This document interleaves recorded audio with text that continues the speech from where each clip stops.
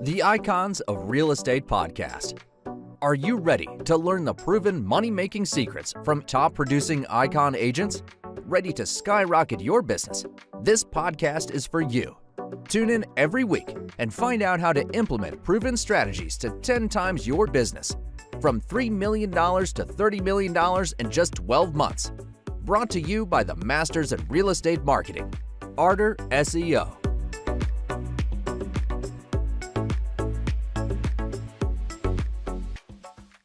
Welcome to the Icons of Real Estate. I'm Tim Calloway. We have a very special guest right across from the state for me from Santa Maria Island in Florida. Here in Florida, we have Jason Sato. Jason, how are you? I'm well. Good morning. How are you? Yeah, I'm fantastic. Thanks for being on the program.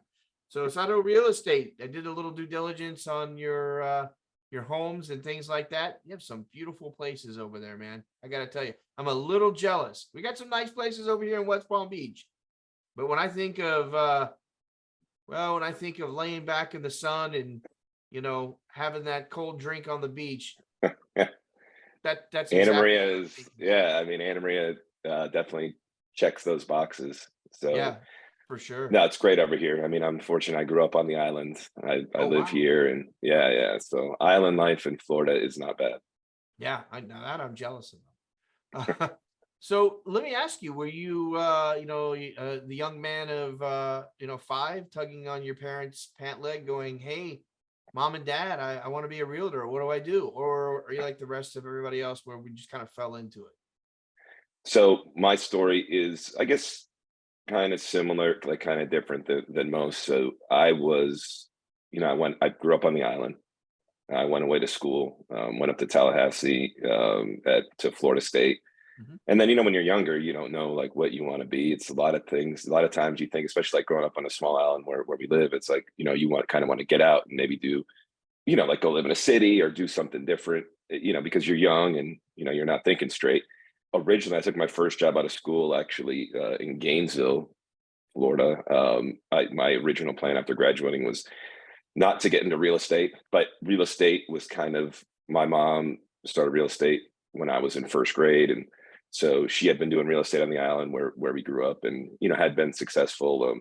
But I just really didn't have that, I didn't go into school and growing up, like I didn't think about it as much. Right. But then basically the year after I graduated, I was working, just grinding at a, starter job right out of college.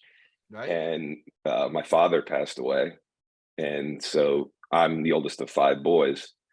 So my mom, at the time, my youngest brother was only 11 years old. So my mom, called me and we talked, and she said, I think it'd be important for you to be closer to your family.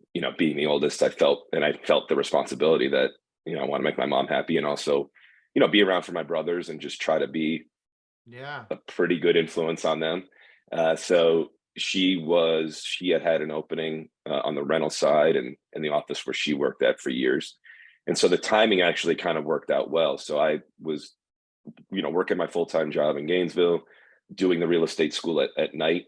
And then once I passed the class and then took the state test and passed all that, I decided to put in my 2-week notice at my former employer and move back home and start my real estate career. And mostly it was, back then I started just on the vacation rental side, just doing vacation rental bookings, and then slowly got into the sales side. And, from there, it's just, I really got into it and I love what I do. I love helping people out. I love the game of, buying and selling, like getting people deals, helping people that have been on the island for a while sell their homes and maximize the value in them. And I love Anna Maria Island. So it's, to me, it's like, I love being back home and I get to work and live on the island where I grew up on as a kid, and I'm raising my family here now. And, it's all good stuff.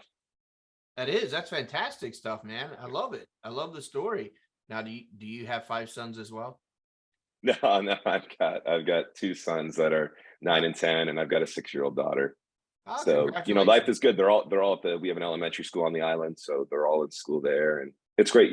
They're living the island lifestyle too. And it's, for me, I'm blessed and feel lucky that I'm able to do it, because it's like, I can't imagine raising them anywhere else. We love it here. Yeah, that's fantastic, man. When you I guess the way I see it, when you love what you do, first of all, and then obviously you do, and then you love helping people because that's really what we do. And then you love where you live in doing it.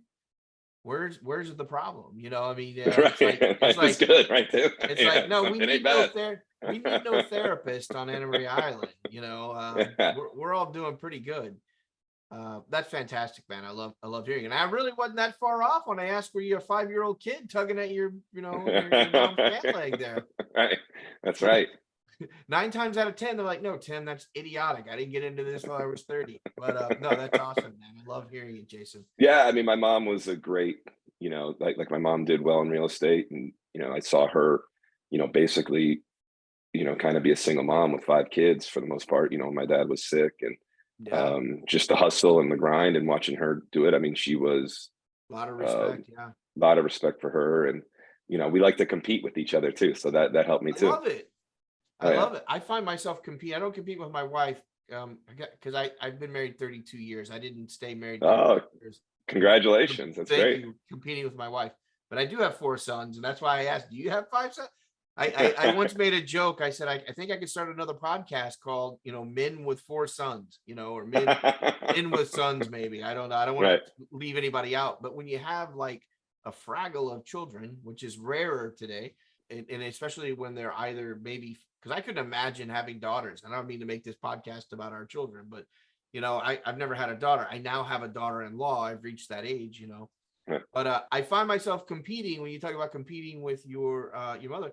I find myself competing sometimes with my own sons, and it's so Right. funny because as the dad, having kids in my early 20s, now I'm in my 50s. I've always been the dominant. This is how you do it. Right. And now they're like, no, Dad, look, come here. Let me show you something. I'm like, no, son, leave me alone. No, that's great. tides I mean, have they're very, changed. like I said, growing up one of 5 boys, and then having Yeah, my first 2 were boys. It's like, okay, we know how boys operate.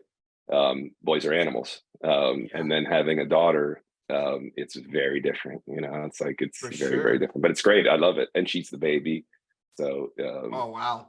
She is it's been, well taken care of and protected yes, for the yes, rest she of her is. life. Yes, Yeah, she is. that's awesome. So we talked about how you got into the business and your love for it. So talk about today. I mean, are you predominantly, now you talked about working in stride with your family, your mother. Do you have a team, or you're a solopreneur? How does that work in your office? Yeah, so we've got agents. I am not on a team, so it's my team would be just me and my assistant Grace, Mhm. who works with me, who I'd be lost without her. Right. She's fantastic, so I'm very fortunate to have her, working with me. And we've got other sales agents in my office that we definitely help. Fortunately for me, I'm fairly busy, so they get the benefit of taking on a lot of the stuff that I can't handle. But they're their own agent. For us, it's like I want them to build up their sales and get credit for everything on their own. Like I want them to be able to, well, I hope they all stay with us. But if they did, it's like I want them to kind of build up their own business, kind of like how I did. And Sure. so that's why the team thing, which the team thing works for a lot of other offices and agents. It's just for me, I want each individual agent that works with me to get their own For sure. piece of the pie, to kind of get their own glory, be able to make a name for themselves. And I'm going to help them do that, not through a team, but I'm just going to try to build them individually. So my strategy, how I work, is a little different than some people, I think. But all of my numbers, like all of my sales, are just me. So I was going to ask, and because we have these corollary here between, I'm in West Palm Beach, which actually Mhm. is on the east side, and you're Right. in Anna Maria, which is actually on the west side. And so a lot of my listeners do, ask about Florida, questions about Florida. So I'd like to kind of delve into that a little bit too. I mean, we get a lot of, obviously a positive 300,000 people a year moving to Florida. People always hear the numbers. So tell me about how Jason actually, I like talking about people in the third person like that, how Jason, Right. not Yeah. you, So, but how right. Jason goes out and how do you market to those looking to move, say from the, obviously New York, New Jersey, Pennsylvania, I can name the Mhm. states, we all know the states, Right. or even like Texas, so as far as California, some overseas, how do you market? How do you find those people? I'm sure at this point in your career, very referral based. But for those coming from outside, and we get so many moving in, how do you connect with those folks? The island, a lot of it is how people find out. So like what I tell, my agents and everyone else, it's like the island's very special. So Mhm. it's mostly people find out about the island. So people have to love the island first Right. typically before they buy. Like they're just not going to call me out of the blue and be like, hey, I saw this listing on, that you're promoting on Zillow or Realtor on your website or on your social Right. media, whatever, and I'm interested in buying it. So what the island does have is we do have a lot of vacation rentals. So that's how we get the majority of our buyers. People come here with their family on vacation. They've either come once or 10 times, but at some point they fall in love with the island, and then they contact us about, helping them live their, beach house dreams. And I think, a lot of it now is I've been fortunate. I've been doing this a long time, 20 Right. years. And, I've established my name in this area again. Like I told you, I've got a good story to tell. Like I grew up here, I live Sure. here, my kids are here.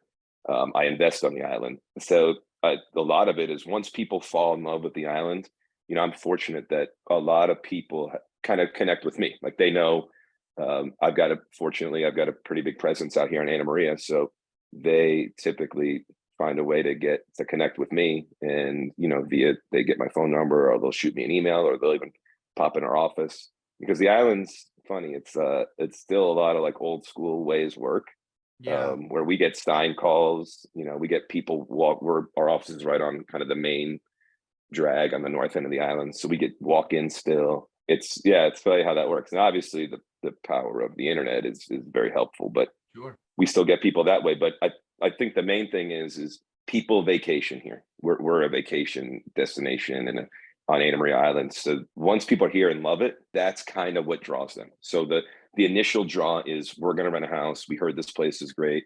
Like, let's see what it's all about. Then they get here, spend a week or two, and a lot of people fall in love with the island. Like the island is very like old Florida.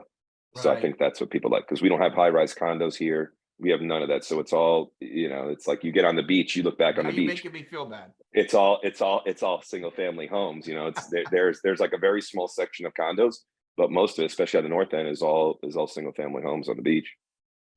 Yeah, I'm sure you've been to West Palm Beach and Fort Lauderdale. Yes, I have.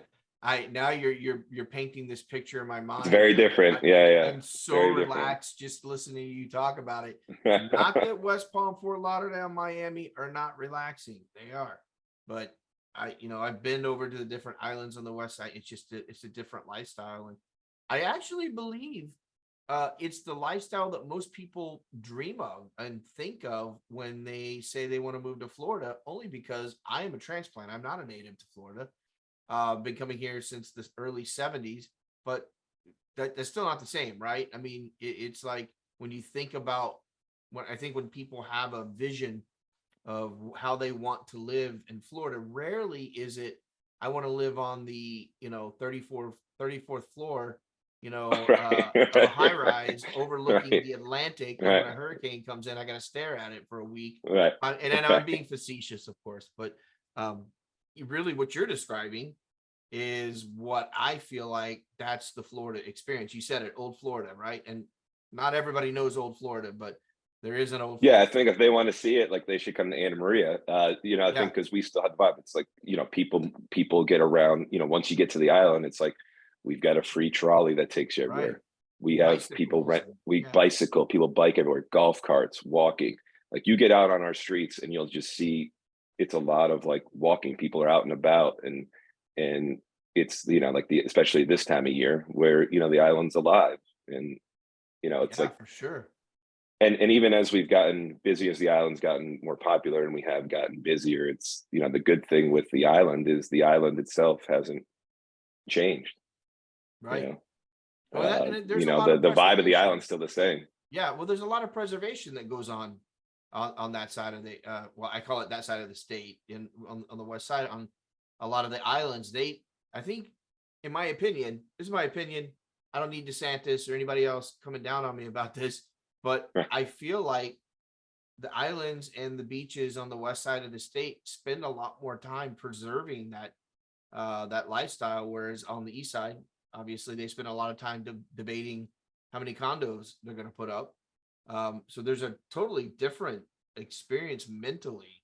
Would you agree? Or 100%. So I think part of it too, especially where we live here, is we have, even though the island's only 7 miles long, we have 3 cities on the island. So each, right, on this 1 7 mile island, we have Bradenton Beach, which is the southernmost city, Holmes Beach, the middle and largest city, and then Anna Maria City, which is the northern end. Each has its own mayor, they have their own commissioners, but the general, like, all of them for the most part are kind of, I guess, anti like big development. Like, yeah, they're not anti you building a home, like building spec homes and stuff like that. But as far as like high rise condos, like we have a height restriction, 37 feet, 36 to 37 feet on the island. So you're not gonna have the ability, even if you're zoned for it, right, you're not gonna have the ability to do a huge condo on the beach. We- And the people that live here and even buy here and visit here, like, no one wants that, because people are here for a reason. That Right. again, it's that old Florida vibe that brings people to Anna Maria. And if we started letting development run wild, the Anna Maria would lose its charm, and we'd be like any other beach town, and we wouldn't have the same appeal to the people that we do now. Sure. It's so funny, Jason, when you said 37, when I hear 30, my train of thought goes 37 stories, and you go 37 feet. 7 And I feet. was like, Yeah. I mean, the ceiling's 37 feet, Right. So So it yeah, is. so from the crown roads, so it limits what people can do, and there's no pushback from the residents and people that are here, and even like people that own second homes here. Like, people don't want that here. We're fine with how it is right now. Right. It's a real preservation of lifestyle, right? 100%. It's like it keeps our beaches from getting too crowded. Like, that's why I tell people, like, you go on the West Coast or even south of us, or on the East Coast or south of us on the West Coast, like, you'll see these big condo complexes that have 100 plus units, Sure. and all those 100 units are going to go right on the beach in front of them. Where if you're here on the island, like, you're spreading those 100 units out over 100 properties back from the beach, and it's just a totally different feel, and that's why I love it here. I mean, that's why I'm here. I love it too. I'm moving. I'm selling my place. Let's go, Tim. I'm on the intercoastal. I'll help you out. I'll make that happen for you. There you go. I'm on the intercoastal, and looking out, and there, you just described what is happening right this minute. I could not, and I'm not. This is not about dropping names, but there's some very famous people that live, and I don't live on their side. Don't get me wrong. That live across that water from me right now, right? Tony Robbins. But but the funny part is that 37 feet rule, now that's going to resonate in my mind, Jason. Thank you. My week till Sunday probably is ruined because of your 37-foot rule, because my view is about to be obstructed from a new high rise. And oh wow. yeah. And it's like, well, it's always been that way. It's I knew that when I moved here. Yeah. 5 years ago. And what did I think? It wasn't going to happen to me. So, but it now, my wife of 32 years, as everybody knows, no longer wants to be here. So that's interesting when I talk about and you talked about the preservation of lifestyle, right? I mean, that's it's important to us. Like, it's very important to the important. people on the island. It's important to our, which is also, it's important to our local governments. And I think that, I guess there's good and bad that goes with like having 3 local governments on one little island. But that's where everyone's on the same page, fortunately. That's great. And we don't want to, like, no one wants to ruin the character of the island. And it's almost has unanimous support. Obviously, I'm sure there were some developers that would like to come in and do their thing here. But we've done a good job of, putting in codes and making it, next to impossible for someone to do that unless they were totally to revamp the whole system, which would be very difficult. So we made it that way, and the town's made it that way, and it's been great. It keeps, Anna Maria Islands is special, and we want to keep it that way. I'm a firm believer that if you let people, they would take a bulldozer from the Everglades and bulldoze the coast all the way up to Clearwater, or at least to where, St. Pete, crossing over to St. Pete, and just put high rises up, just because of the investment dollar, that goes into, like you said, 100 unit, 200 unit high Right. rise, versus the one home that might be 2.5, $3 million. They're like, Right. oh, we want 10 million per unit times, it's just, Exactly. it does ruin the aesthetic. And I'm leaving. That's what I decided. You talked me into it, Jason. Thank you so Yeah. much. Have a good day. We'll get you over here on the West Coast, man. Right. I'm serious. I never thought of the West Coast when we moved here. I grew up going to Fort Myers, not to get into my stories about you, not me, but I grew up as a child, going to the Pink Shell. You may know the Pink Shell down in Fort Myers. Oh, yeah. So you came to the West Coast. You're a West Coast kid. Yeah. And we'd go to the Pink Shell, but back then it was cottages like on the beach, right? And now it's a high rise hotel resort. And so I've always had this fondness, but I never got to live in Florida until I became an adult, actually, until my kids went off to school and my wife and I could flee. But the point is, it's changed so much, and then you get here. And like I said, the dream of living that lifestyle is more to me on the West Side than it is the East Side. The East Side is who's got, the Ferraris and the whoever, and party till 3 a.m. And I'm like, no, I'm too tired for that, So yeah, I love it, man. It's very different. Like I said, we have on the West Coast of Florida is definitely more a Midwest vibe. It's a lot of Midwest because of, just the I-75 and, right. The East Coast is more East Coast because of I-95, so that really rings true is we have a lot of Midwest people. And that's what I tell, another thing of the island is the island is got plenty of money. But people sure. aren't as, they're not as flashy here. You know what I mean? It's like everyone comes here to chill, like they want to be able to wear flip-flops and t-shirt and shorts anywhere they go here. And they have that ability, they're used to being, a lot of our owners and buyers are used to being like buttoned up, business people. Right.